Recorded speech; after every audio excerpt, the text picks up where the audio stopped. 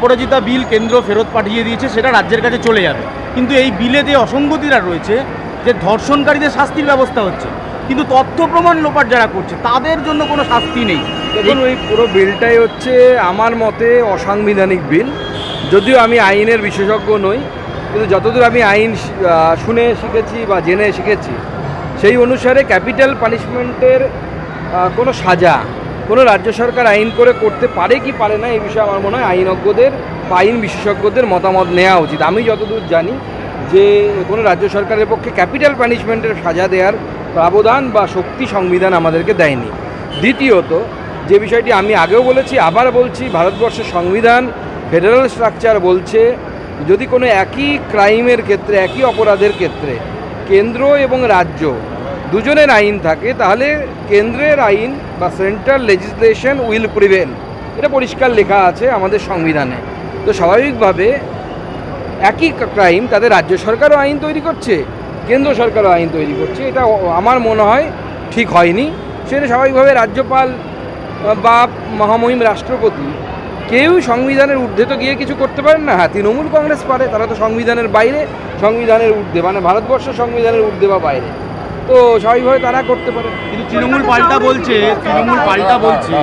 তৃণমূল বলছে যে আপনারা চাইছেন না ধর্ষণকারীদের শাস্তি হোক, রাজ্য বিধানসভায় পাশ হয়ে যাচ্ছে, কেন্দ্র সেটাকে আটকে রাখছে। রাজ্য বিধানসভার কোনো নিয়মকানুন আছে নাকি? যে বিধানসভায় স্পিকার বসে থাকেন এবং তিনি দেখেন নির্লজ্জের মতো, বেহায়ার মতো যে বিধানসভার মধ্যে দলবদল হচ্ছে, পার্থ চট্টোপাধ্যায়, ফিরহাদ হাকিম সাহেবরা কারো হাতে দলীয় পতাকা তুলে দিচ্ছেন, এটা ভারতবর্ষে আমরা ক্ষমতায় থাকি বা কংগ্রেস ক্ষমতায় থাকুক, লোকসভাতে এটা আমরা জীবনেও ভাবতে পারি না এটা হতে পারে। তো গণতন্ত্রের কিছু রাখেইনি, সংবিধানে কিছু রাখেইনি। আইন বিশেষজ্ঞদেরকে জিজ্ঞেস করুন না, তারা ক্লিয়ার করে দেবেন, দুধ কা দুধ পানি কা পানি হয়ে যাবে। কামদুনি করে বিভিন্ন জায়গায় আজকে ট্রেনিং হচ্ছে বিএলওদের নিয়ে, এবং সেখানে এসআইআর যে সময় হতে পারে তার জন্য প্রস্তুত রাজ্য, এমনটা সিইও নিজে বলছেন। দেখুন, প্রথম কথা হচ্ছে ইন্টেন্সিভ রিভিশন।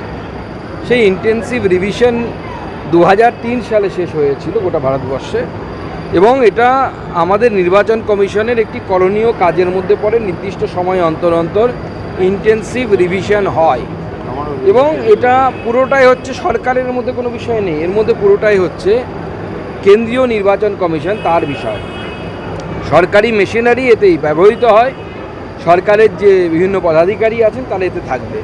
এবং এই এসআইআরকে কেন্দ্র করে যে মিথ্যে কথা বলা হচ্ছে এবং মানুষের মনে ভয় ঢোকানোর চেষ্টা হচ্ছে, আপনাদেরকে অনুরোধ করব যে আপনারা মিডিয়ার বন্ধুরা যারা আছেন, যারা গণতন্ত্রের চতুর্থ স্তম্ভ, তাদের উচিত মানুষকে সঠিকটা জানানো। এই যে 56 লক্ষ মুখ্যমন্ত্রী বলছেন বিহারের সংখ্যাটা, আপনি নির্বাচন কমিশনের ওয়েবসাইটে গিয়ে দেখুন না কি লেখা আছে তাতে। এই 56 লক্ষর মধ্যে কারা? 20 লক্ষর উপরে হচ্ছে যারা মারা গেছে। মুখ্যমন্ত্রী কি চাইছেন? যারা মারা গেছে তাদের নাম ভোটার লিস্টে থাকবে? এটা যুক্তিযুক্ত? 28 লক্ষ মানুষ এরকম পাওয়া যাচ্ছে যারা বিহার থেকে অন্য রাজ্যে চলে গেছেন পার্মানেন্টলি, তাদের বাড়িতে থাকেন না। তাহলে আমি যদি আমার বাড়িতে না থাকি, তাহলে আমার নাম কি আমার বিধানসভার বা আমার ভোটার লিস্টে থাকার কথা হয় না? এটা উচিত নয়। তো মানুষকে এভাবে ভয় পাওয়ানোর চেষ্টা করা হচ্ছে। ইন্টেন্সিভ যে revision, it is an integral part of the Indian democracy, আমরা বরাবর হতে দেখেছি। এই নির্বাচন কমিশনের বিষয়, এই বিষয়ে আমারও কিছু করার নেই, আপনারও কিছু করার নেই। নির্বাচন কমিশনের কোনো বিষয় নিয়ে, যেহেতু এটা সাংবিধানিক বিষয়, এই নির্বাচন কমিশন একটি সাংবিধানিক সংস্থা, সেটা নিয়ে লোকসভা বা রাজ্যসভাতে কোথাও আলোচনাও হওয়া সম্ভব নয়।